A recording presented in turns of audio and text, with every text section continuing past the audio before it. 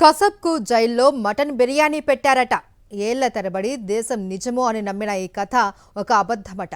ఆ కథను తానే సృష్టించాను అని అప్పటి ప్రత్యేక ప్రభుత్వ న్యాయవాది ఉజ్వల్ నికమ్ స్వయంగా ఒప్పుకున్నారు. మరి ఈ కసబ్ బిర్యానీ కథ ఎందుకు పుట్టింది?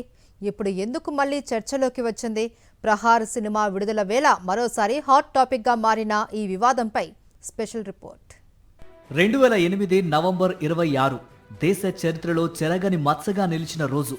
పాకిస్తాన్కు చెందిన 10 మంది ఉగ్రవాదులు సముద్ర మార్గంలో ముంబైలోకి చొరబడి Taj hotel, CST railway station, Leopold cafe, Nariman house, Oberoi Trident వంటి కీలక ప్రాంతాల్లో విచక్షణారహితంగా కాల్పులు జరిపారు. దాదాపు 60 గంటల పాటు సాగిన ఈ మారణ హోమంలో 160 మందికి పైగా అమాయకులు ప్రాణాలు కోల్పోయారు. వందలాది మంది గాయపడ్డారు. ఈ దాడుల్లో పాల్గొన్న 10 మంది ఉగ్రవాదుల్లో అజ్మల్ అమీర్ కసబ్ మాత్రమే సజీవంగా పట్టుబడ్డాడు. అతడిని ప్రాణాలతో పట్టుకోవడం భారత దర్యాప్తు సంస్థలకు కీలక ఆధారంగా మారింది. తర్వాత జరిగిన విచారణలో ప్రత్యేక ప్రభుత్వ న్యాయవాది ఉజ్వల్ నికమ్ ప్రభుత్వం తరఫున వాదించి కసబ్కు ఉరిశిక్ష పడేలా చేశారు. కసబ్ విచారణ జరుగుతున్న రోజుల్లో దేశవ్యాప్తంగా ఒక వార్త సంచలనం సృష్టించింది. జైల్లో ఉన్న కసబ్ మటన్ బిర్యానీ కావాలని డిమాండ్ చేశాడని, ప్రభుత్వం కూడా అతనికి బిర్యానీ పెట్టిందనే ప్రచారం ఊపందుకుంది. ఉగ్రవాదిపై ప్రభుత్వం చూపుతున్న సానుభూతిపై తీవ్ర విమర్శలొచ్చాయి. టీవీ చర్చలు, రాజకీయ విమర్శలు, ప్రజల్లో ఆగ్రహం అన్నీ ఈ ఒక్క వార్త చుట్టూనే తిరిగాయి. క్రమంగా అది వాస్తవం కంటే పెద్ద కథగా మారిపోయింది. దేశంలో ఇప్పటికీ చాలా మంది కసబ్కు నిజంగానే బిర్యానీ పెట్టారని నమ్ముతుంటారు. అయితే ఈ కథ మొత్తం అబద్ధమని, దాన్ని తానే సృష్టించారని ఉజ్వల్ నికమ్ 2015లో సంచలనంగా అంగీకరించారు. జైపూర్లో జరిగిన ఉగ్రవాద నిరోధక సదస్సులో మాట్లాడుతూ కసబ్ బిర్యానీ అడగలేదని, ప్రభుత్వం కూడా ఎప్పుడూ బిర్యానీ పెట్టలేదని స్పష్టం చేశారు. విచారణ సమయంలో ఒకరోజు కసబ్ కోర్టులో భావోద్వేగానికి గురైనట్లు కనిపించాడని, రక్షాబంధన్ రోజు కావడంతో అతనిపై మీడియా, ప్రజల్లో సానుభూతి పెరుగుతోందని భావించారని చెప్పారు. ఆ సానుభూతిని ఆపేందుకే కసబ్ బిర్యానీ అడిగాడు అనే కథను మీడియాకు చెప్పారని, అది పూర్తిగా కల్పితమని స్వయంగా ఒప్పుకున్నారు. ఈ ప్రకటనతో దేశవ్యాప్తంగా ఇన్నేళ్లు నిజమని నమ్మిన ఒక కథ ఒక్కసారిగా అబద్ధమని తేలిపోయింది. కసబ్ కేసు మాత్రమే కాదు, ఉజ్వల్ నికమ్ వ్యవహార శైలి గతంలోనూ వివాదాస్పదమైంది.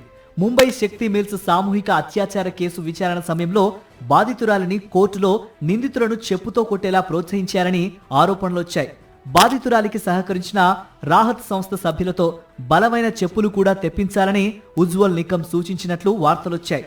అయితే ఆ ఘటన జరగనే లేదు.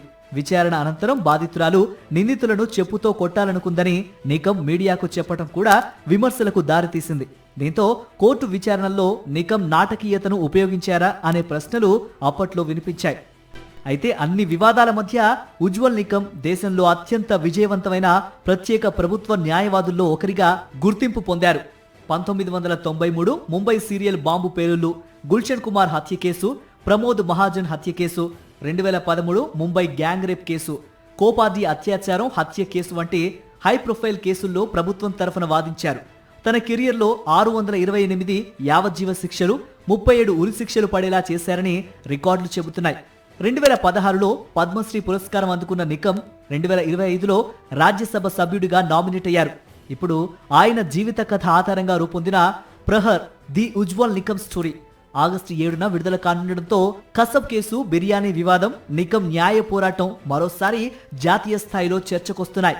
దేశాన్ని కుదిపేసిన 26/11 ఉగ్రదాడుల కేసు, ఆ కేసులో న్యాయ పోరాటం, అలాగే ఏళ్ల తరబడి ప్రజలు నిజమని నమ్మిన కసబ్ బిర్యానీ కథ చివరకు కల్పితమని స్వయంగా ఉజ్వల్ నికమ్ అంగీకరించటం ఇప్పుడు ప్రహర్ సినిమా విడుదలతో మరోసారి దేశవ్యాప్తంగా చర్చనీయాంశంగా మారింది. మరిన్ని అప్డేట్స్ కోసం ఛానల్ ను సబ్స్క్రైబ్ చేయండి. నోటిఫికేషన్స్ కోసం బెల్ ఐకాన్ పై క్లిక్ చేయండి.